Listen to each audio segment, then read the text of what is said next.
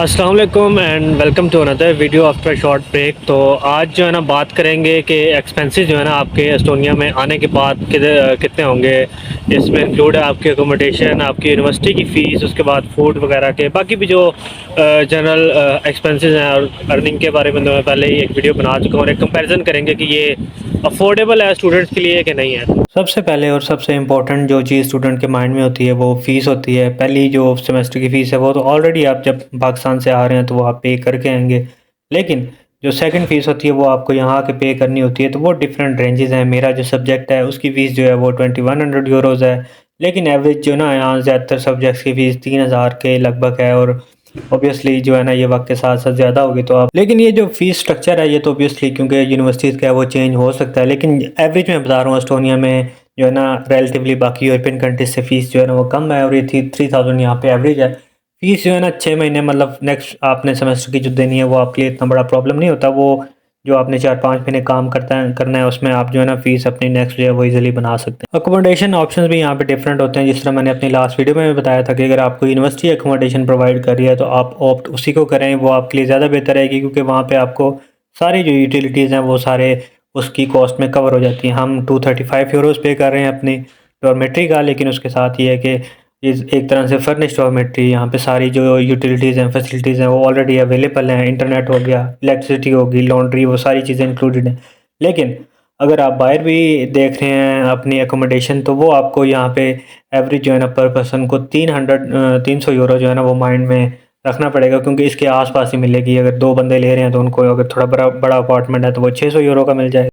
Next जो important चीज़ है वो ग्रॉसरी है। ग्रॉसरी की जो यहाँ पे आपका खर्चा है वो तकरीबन 150 यूरो से 200 यूरो आप लगा सकते हैं। वो मैं इस तरह बता रहा हूँ कि अगर आप एक इकोनॉमिकली और एक बैलेंस जो है ना वो प्लान लेके चल रहे हैं, अगर आप मतलब बाहर डाइनिंग कर रहे हैं तो वो आपकी 8 to 15 यूरो जो है ना पर डे की पड़ सकती है। अगर वो आप करेंगे, आप मतलब फूड ऑप्शन जो है ना बाहर की एक्सप्लोर करेंगे तो ये कॉस्ट आपकी ज़्यादा भी हो सकती है, 300 को भी टच कर सकते हैं।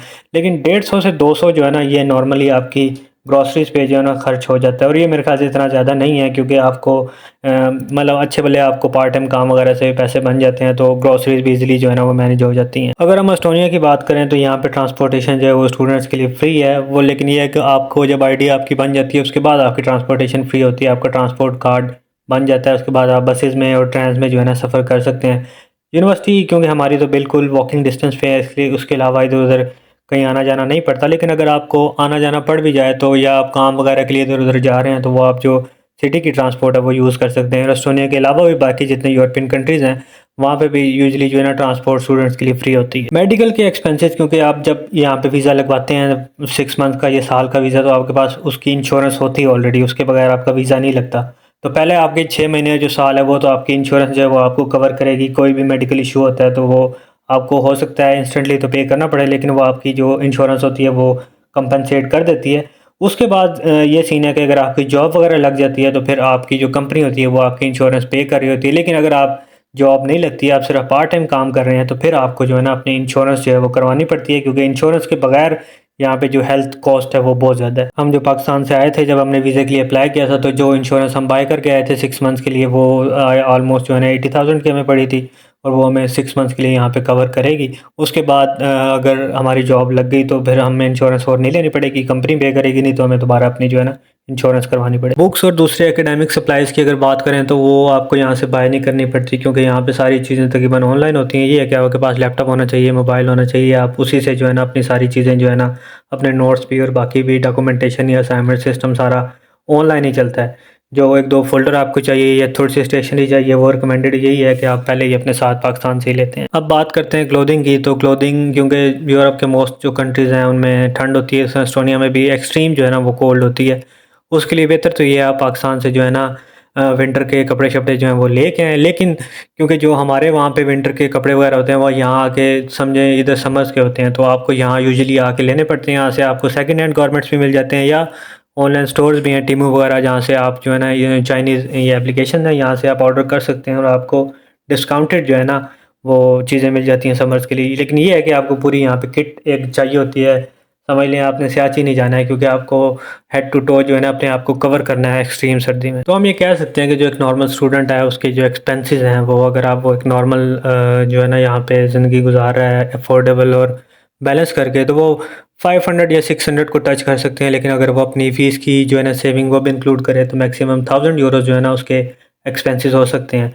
उससे ज़्यादा जो है ना उसकी बाकी सेविंग ही होती है। और अगर आप पार्ट टाइम काम रेगुलरली कर रहे हैं, तो तकरीबन आप 2000 को या 1500 यूरोज़ को मंथली जो है ना टच कर सकते हैं। तो स्टार्ट में मेरे ख्याल से ये काफ़ी अच्छा ऑप्शन है। आपको बहुत से लोग जो है ना वो ये बताते नज़र आएंगे कि यार यहाँ अफोर्डेबल नहीं है और हालात बड़े टाइट हैं, लेकिन ऐसा सीन नहीं है। लेकिन ये है कि जो प्राइसेस हैं या एक्सपेंडिचर्स हैं वो अप डाउन होते रहते हैं। अभी यूरोप में भी पेंडेमिक के बाद जो है ना एक इन्फ्लेशन का ट्रेंड है, और लाइकली ये साल में डेढ़ में ये ट्रेंड जो है ना नीचे आएगा, चीज़ों की प्राइसेस कम होंगी। लेकिन यहाँ पे जो अर्निंग पोटेंशियल है ना वो इससे ज़्यादा है। अब मतलब आपको जो मेन कंसर्न ये नहीं होता कि यार आप एक्सपेंडिचर यहाँ पे कैसे मैनेज करेंगे। हाँ, सेविंग्स जो है आपकी अप डाउन हो सकती हैं, या फैमिली सपोर्ट अगर आप कर रहे हैं तो वो अप डाउन हो सकती है। बाकी इधर है कि यार आप इजीली अपने खर्चे मैनेज कर सकते हैं। और आपने देखा होगा जनरली साल बाद डेढ़ साल बाद स्टूडेंट्स के पास अपनी गाड़ियाँ होती हैं, वो ज़ाहिर बात है वो टैक्सी वगैरह के लिए, या वैसे भी मतलब कि यहाँ पे मिनिमम वेज भी जो है 750 है वो। और उसमें बंदा एक जो है ना थकी हुई गाड़ी जो है ना वो ले सकता है अपनी कन्वीनियंस। तो मतलब यहाँ पे वो सीन नहीं है कि यार एक्सपेंडिचर्स में और इनकम में ना बहुत कोई बड़ा गैप है, तो आप इसको इजीली मैनेज कर सकते हैं। हाँ, ये है कि मैं पूरे यूरोप की बात तो नहीं कर रहा, यूरोप के एक छोटे से शहर, छोटा सा जो एक कंट्री है एस्टोनिया, उसकी बात कर रहा हूँ। लेकिन बाकी मुल्कों में हालात इससे ओबियसली बेहतर हैं, जहाँ जितनी अच्छी इकॉनमी है, जितनी बड़ी इकॉनमी है, जितनी ज़्यादा पॉपुलेशन है, अपॉर्चुनिटीज़ भी उतनी ज़्यादा है। लेकिन ओबियसली ये चीज़ें जो है ना टाइम टू टाइम डिफ़र कर सकते हैं।